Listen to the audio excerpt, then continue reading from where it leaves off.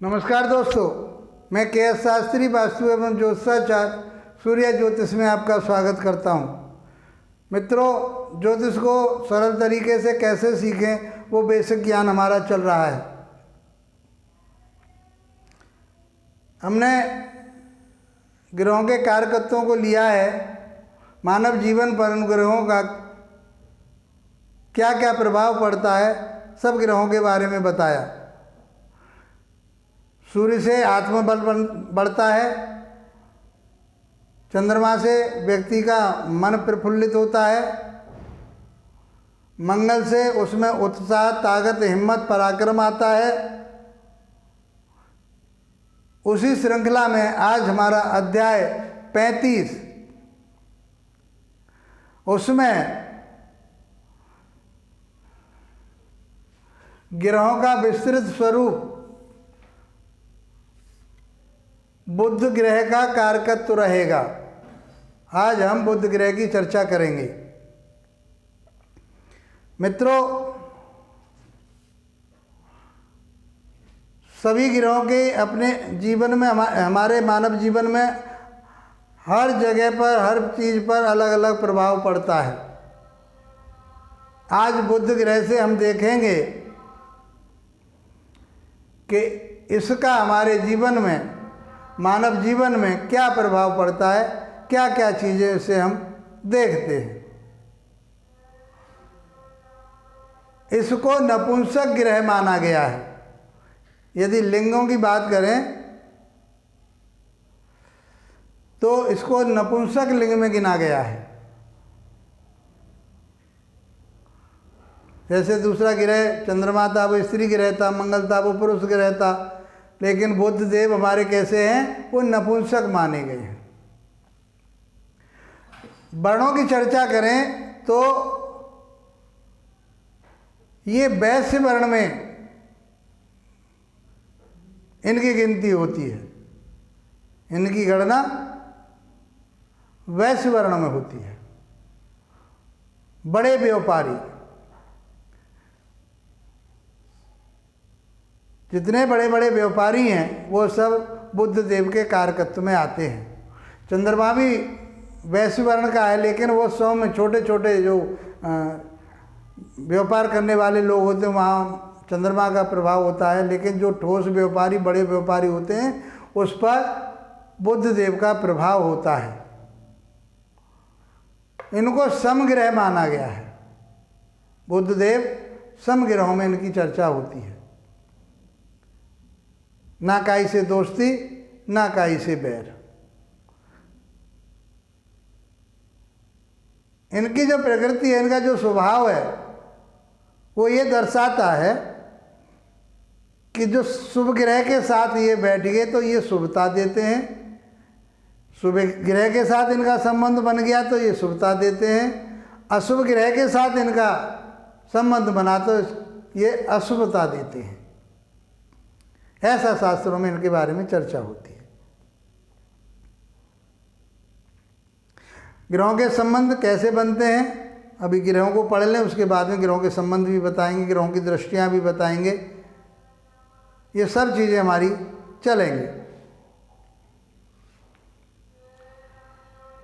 ये रजोगुणी हैं। यदि गुण में बात करें, तीन ही गुण हैं, सतोगुण, रजोगुण और तमोगुण। तो ये रजोगुण में आते हैं। रजोगुण का अर्थ राजाओं जैसे गुण। बुध देव को कुमार माना गया है। कुमार अवस्था इनकी रहती है, चाहे कितनी भी उम्र इनकी हो जाए, लेकिन फिर भी इनका शरीर और इनकी जो आकृति है, इनका जो बनावट है, वो रौब वाली और सुंदर, आकर्षित लगने वाली होती है। तो इनको कुमार भी माना गया है। बुधदेव कुमार हैं। सूर्यदेव राजा हैं। चंद्रमा रानी का प्रतिनिधित्व करते हैं। मंगल मंत्री का, सेनापति का प्रतिनिधित्व करते हैं। इसी प्रकार से बुधदेव राजाओं जैसा इनके अंदर, राजा वैभवशाली होना, अपनी उन्नति करना, अपने आप को समाज में अलग से प्रदर्शित करना, ये सब इनका कार्यकत्व है। दूसरों की सहायता करना, राजा का जो धर्म होता है वो सब इनमें होता है। विपरीत लिंग के प्रति ये बहुत ज़्यादा लालायित रहते हैं। समलिंगी भी माना गया है। आगे जब चर्चा रहेगी और खुलेगी बातें, बहुत सारी बातें इनमें अभी हैं, जब आप अध्ययन करेंगे। अभी मैं कहता हूँ अध्ययन की ज़रूरत ही नहीं है, मैं इस तरह से बता रहा हूँ आपको। यदि इतना आपने समझ लिया तो बाद में उन अध्ययनों को कर लेना, अपने ज्ञान को बढ़ाना कोई बुरी बात नहीं है। लेकिन मैं जो बता रहा हूँ अभी इस समय बहुत सरल तरीके से, आसान तरीके से आपको ज्योतिष में आगे की तरफ ले करके चल रहा हूँ। आप इनके नोट्स बनाइए, इनको ध्यान में रखिए, याद कीजिए, उनको समझिए। कोई बड़ी बात नहीं है, कोई गुणा भाग नहीं है, बहुत आसान तरीके से इनके कार्यकर्ताओं के आधार पर ही। ये पृथ्वी तत्व में 5 तत्व हैं हमारे शरीर में, इवन पूरे ब्रह्मांड में 5 तत्व हैं। उसमें से जो बुद्धदेव हैं ये पृथ्वी तत्व को रिप्रेजेंट करते हैं, पृथ्वी तत्व के बारे में बताते हैं। पृथ्वी तत्व क्या होता है? टिकाऊपन होता है, स्थिरता होती है, भारापन होता है। ये गोल मटोल होते हैं। इनका शरीर कैसा होता है? गोल मटोल होता है, देखने में आकर्षित होते हैं पृथ्वी तत्व। इनकी जो प्रकृति है वो त्रिदोष प्रकृति है। इनके अंदर तीनों दोष पाए जाते हैं। जिस व्यक्ति के ऊपर बुद्ध का प्रभाव रहेगा, बुद्धदेव का प्रभाव रहेगा, वो व्यक्ति तीनों दोषों से पीड़ित रहेगा। अब वो तीनों दोष कैसे कैसे होंगे? मान लीजिए अग्नि प्रधान जो ग्रह हैं उनका इनके ऊपर प्रभाव आया, संबंध बना, तो ये पित्त विकार देंगे। और वायु तत्व के ग्रहों का प्रभाव आया तो ये बात रोक देंगे। यदि कफ तत्व के जल तत्व जो है उसके ग्रहों का प्रभाव आया तो ये कफ विकार देंगे। वात पित्त कफ 3 ही प्रकार के रोग होते हैं शरीर में। वो तीनों प्रकार के रोग बुद्धदेव से देखे जाते हैं। जैसा जिस ग्रह के साथ संबंध बनेगा हम उसी तरह की बातें बताएंगे आपको जब हम ज्योतिष चिकित्सा पढ़ेंगे। वायु रोग तो आप मान के चलिए कि ये बात रोग तो देता ही है। शरीर में कहीं भी दर्द है तो उसको बात रोग बोलते हैं। यदि पित्त विकार है तो एसिडिटी जो बनती है वो पित्त विकार से बनती है।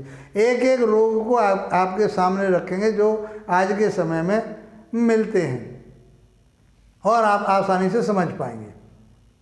जीव, तालु, स्वर, गुप्त रोग, गूंगापन, आलस्य, कुष्ठ रोग का प्रतिनिधित्व करता है। बुद्धदेव जीव के कारक माने गए हैं। तालु के मुंह के जो रोग हैं उनके कारक माने गए हैं। स्वर, यदि बुद्धदेव बढ़िया हैं तो आपका स्वर बहुत बढ़िया होगा, अच्छे प्रवक्ता होंगे, बोलने की क्षमता बहुत अच्छी होगी, स्पष्ट वाणी होगी आपकी, स्वर बहुत अच्छा हो, गाने में बहुत अच्छे स्वर, अच्छे कवि हो सकते हैं, हास्यप्रद कवि हो सकते हैं, क्योंकि बुद्ध का जो कारकत्व है वो मजाकिया टाइप, हंसी मजाक करने वाला, खुश मिजाज इनका प्रभाव रहता है। गुप्त रोग भी इसी से देखते हैं। गूंगापन बुद्धदेव से ही देखा जाता है। आलस, यदि ऐसे ग्रह का इनके ऊपर प्रभाव पड़ जाए जो खुद आलसी है तो ये भी आलसी हो जाते हैं, आलस भी देते। कुष्ठ रोग त्वचा को दर्शाते हैं। मानव शरीर में त्वचा के रोग कहाँ से होते हैं? वो बुद्धदेव से होते हैं। उस पर कोई कुप्रभाव पड़ जाए, चाहे वो राहु का हो, चाहे केतु का हो, चाहे मंगल का हो, तो वो कुष्ठ रोग की तरफ को ले जाता है। जब कुष्ठ रोग बताएंगे हम तब बताएंगे कौन से ग्रह का प्रभाव पड़ता है। ये हमारे जीवन पर रोगों की बात यहाँ से हुई, ग्रह की प्रकृति की बात, स्वभाव की बात हुई। अब इनके कारकत्व और क्या है? पांडित्य, बुद्ध देव को विद्वान माना गया है। इनके अंदर पांडित्य भरा हुआ होता है। वाक शक्ति, जिस व्यक्ति के ऊपर बुद्ध देव की कृपा हो जाए तो उसकी वाक शक्ति बहुत स्पष्ट, मधुरभाषी, आकर्षित करने वाला ऐसा व्यक्ति होता है। जितने कथावाचक हैं, जो अच्छे प्रवचन देते हैं, उनका बुद्ध बहुत अच्छा होता है। जितने अध्यापक हैं, प्रवक्ता हैं, लेक्चरार हैं, कवि हैं, उनके ऊपर बुद्ध देव का प्रभाव होता है। उनकी वाणी बहुत अच्छी वाणी होती है, श्रेष्ठ वाणी होती है। मामा का विचार भी हम मंगल देव से ही करते हैं। बुद्ध ग्रह से हम मामा का भी विचार करते हैं। भगवान विष्णु संबंधी धार्मिक कार्य जितने भी हैं, मंदिर बनवाना विष्णु जी का, भगवान विष्णु के मंदिरों के दर्शन कराना, ट्रेवल कराना, भक्तों को ले जाना, यात्राएं कराना, धार्मिक यात्राएं, वो सब इन्हीं के माध्यम से होती हैं। शिल्प कला, जिसके ऊपर बुद्ध ग्रह का प्रभाव होता है, अच्छा प्रभाव होता है, वो बहुत अच्छा शिल्पी होता है।